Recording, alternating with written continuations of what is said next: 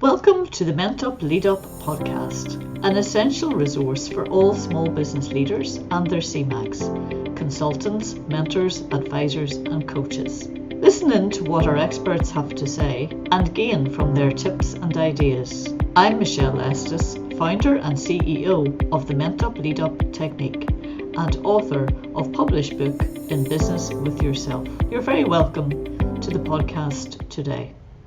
I'm delighted on the podcast today to be joined by Chelsey Baker. And Chelsey is the founder and CEO of National Mentoring Day. So where else could we have Chelsey but on the podcast? And Chelsey, in her career history, has mentored thousands of small businesses over the years. And in 2014, established National Mentoring Day in the UK as a way for us all to focus on the benefits of mentoring, both as a mentor and a mentee. Welcome, Chelsey, to the Mentup Lead Up podcast. Thank you, Michelle. It's great to be here today.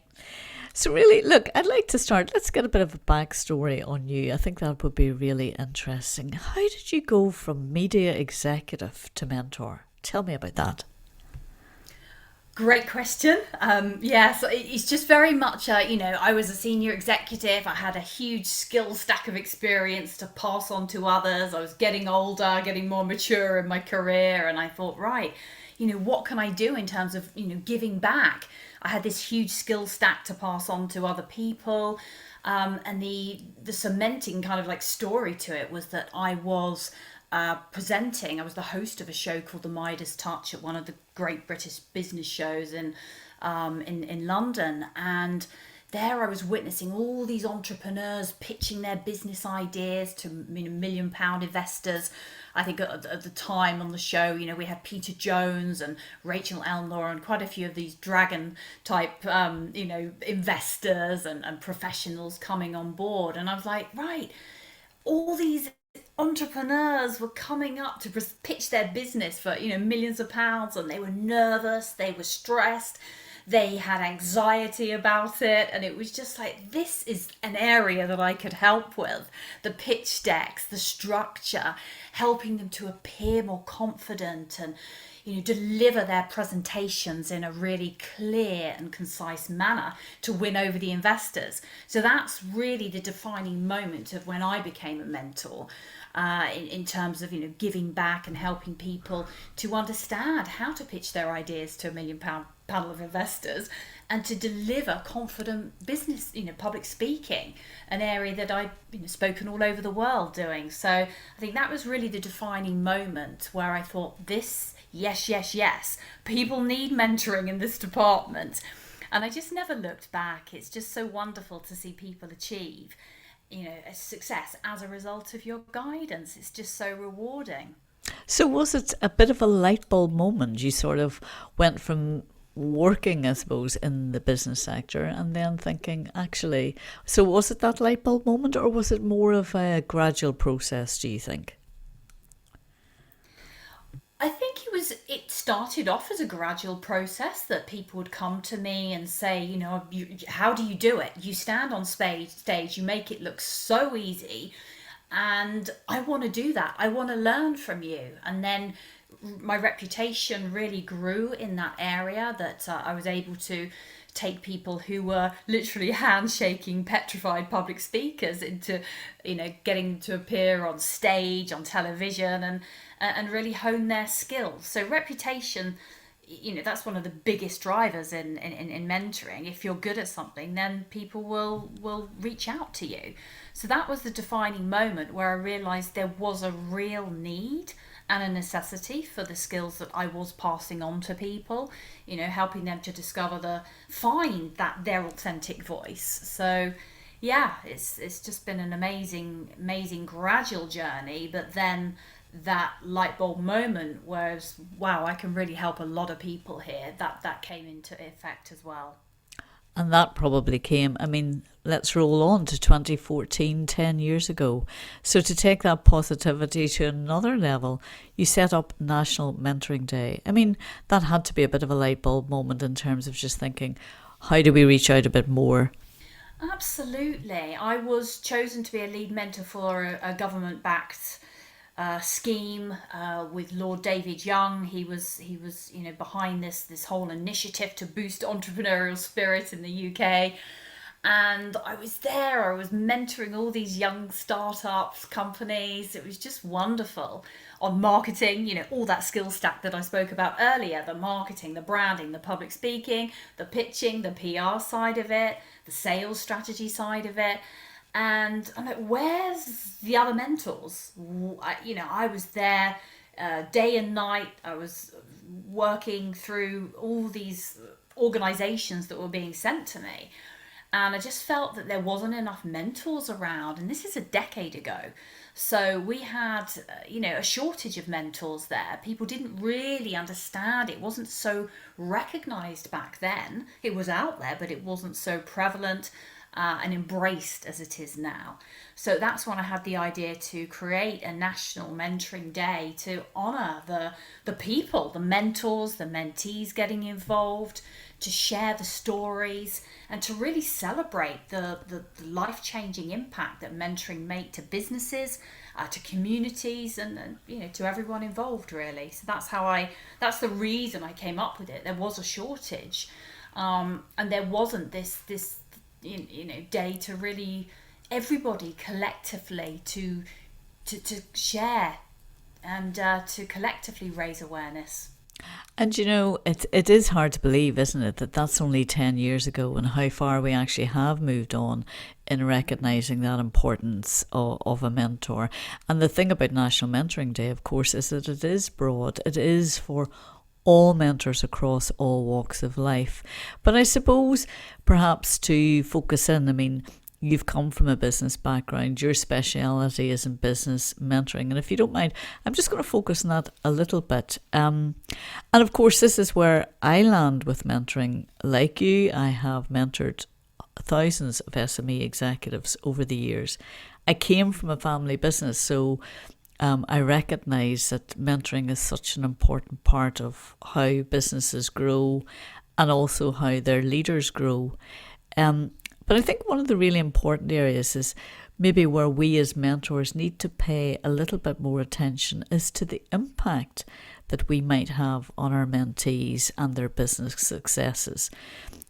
Small business owners, you and I both know, are very busy people. So as mentors, we really have to be giving them a bit of a return on their time investment.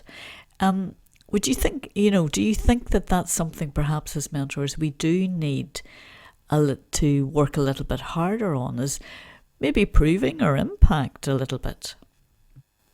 Absolutely. It's all about results. Mentoring is something that, it takes place to achieve results, to achieve goals. And I think that's one of the reasons why we created National Mentoring Day, is for organisations and businesses to share the data, to share the success stories and to share the impact that they've made. Because it's weighted towards the end of the year, it's the ideal time for businesses to show the impact of that programme. And that's all about gathering the data. So, how many people are coming through the programme? What are the results? How many people are going to go on to mentor others as a result of it? What were the successes? And celebrating each win, all those small wins. That's so key. Yeah, and sort of bringing those case studies, I suppose, in a way into that process. And the other thing I think that's really interesting, and sometimes we're not brilliant at it, is actually, at the beginning of a mentoring process, making sure that we set out those objectives with the mentee, that everybody understands where they're going in this process, what you're trying to achieve. And probably that just leads to better success because everybody's on the same page. And one of the things you mentioned earlier, Chelsey, and I think that's really interesting, I want to pick up on, is, you came from that sort of PR, public speaking, a lot of your mentoring, supporting people to do that. Sometimes I think as mentors, we feel we have to be all things to all people. But clearly, it's also important that we say exactly what we can do and what we can't do and be quite transparent with the mentee, really. Absolutely. I really agree with you. It's one of my key points. I had a call with somebody the other day and I said, and before we start, I am not a coach. I mentor from experience. Yeah. There's a real real key there. It's very, very important to signpost. I am an expert in public speaking, pitching, PR, and anything to do with media. I'm not an expert in corporate governance or accountancy or other things. It's very, very key to own who you are, and seek out the mentees that are requiring your help, and don't try and be all things and everything to everyone. Absolutely. I think that's a really good point, actually, signposting. I really like that word as well. I mean, the fact that, yeah, okay, we may not know how to support you directly, but we know someone who can. It's almost like that old saying, isn't it? Oh, I may not know somebody, but I know someone who can help. And it's that idea, isn't it? It's just that's part of our knowledge, isn't it? Maybe our networks is as much about our knowledge as what we've actually learned in business over the years. Absolutely, and that's the collectiveness of mentoring, is being able to signpost. I've got great people in my network. Right, you want to float a company?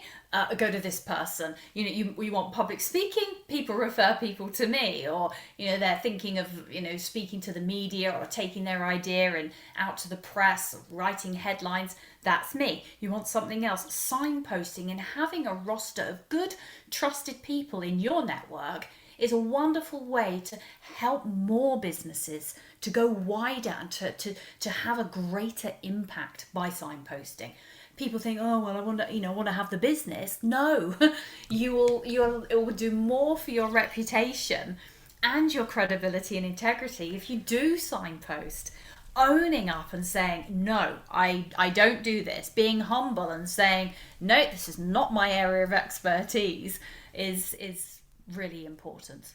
Yeah, and I mean, that's just a key point, isn't that? Credibility, and not trying to reach beyond your knowledge boundaries or your professional boundaries, really, because it's invariably not going to go right for you, I think, if you don't sort of, as you say, own up to and accepting. And that's part of who we are as mentors. We are this sort of limited individual in some ways, as well as someone who has lots to share. Chelsey, I suppose leading on from that then, what piece of advice would you give someone who's just starting out on their journey as a business mentor? So maybe people who are very experienced in business, but they really haven't, perfected or worked in the role of a mentor. What piece of advice would you give them? Listen, as we, it's just so key. Don't try and rescue people. Everyone's on their journey. Understand where the mentee is at. Everyone has different needs and challenges and goals. And, you'll find some mentees are faster than others, higher at achieving things than others. Everyone has their own pace. And of course, we talked about signposting before. It's really key that you don't have to be humble. You don't have the answers to everything, so don't try and be everything to everyone. Share the truth with your mentee about your experiences and your failures. It's all about being humble so that they can learn from that. They're there to learn from your failures and mistakes. So you've got to open up to them with your failures and mistakes. And I think sometimes at the start for a mentor on their journey, they're a little bit more guarded, or shouldn't really say that because it might make me look bad. So just being humble, I think, is the key one there, and choose your mentees carefully. Assess the situation. I think, can I actually provide this person with the help that they're looking for? Is there a values match there? So I think really choosing your mentees carefully as well is great, and signposting, and listen. Don't try and tell people. Mentoring is not about telling or giving advice or fixing people or rescuing people. You're there as a sounding board to help them blossom, to help them on their journey to be the best that they can be. And sometimes I think when mentors start out, that can be a thing, can't it? They sort of think, oh, I have to go in and, fix everything. Whereas that's not really what our role is about. Absolutely agreed. Yep.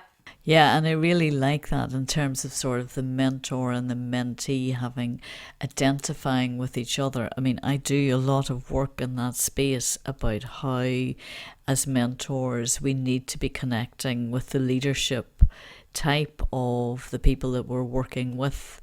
And sometimes, there can be a clash in that regard, and it's about recognizing that.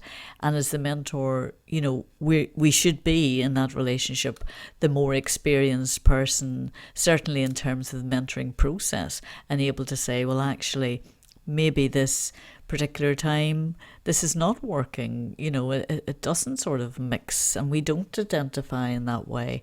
And I mean, as we've said, it has come an awful long way in 10 years. But what do you think still needs to be achieved in business mentoring? What are we still missing? Definitely accessibility. There's still huge mentoring gaps where businesses and organizations still don't know about mentoring, or they've heard of it, they know it works, but they're not doing anything about it. So accessibility. I also think quality assurance and offering long-term support beyond just the initial relationship. You don't just have a mentoring relationship or a program for 2 months, 3 months, 6 months, and then just drop them.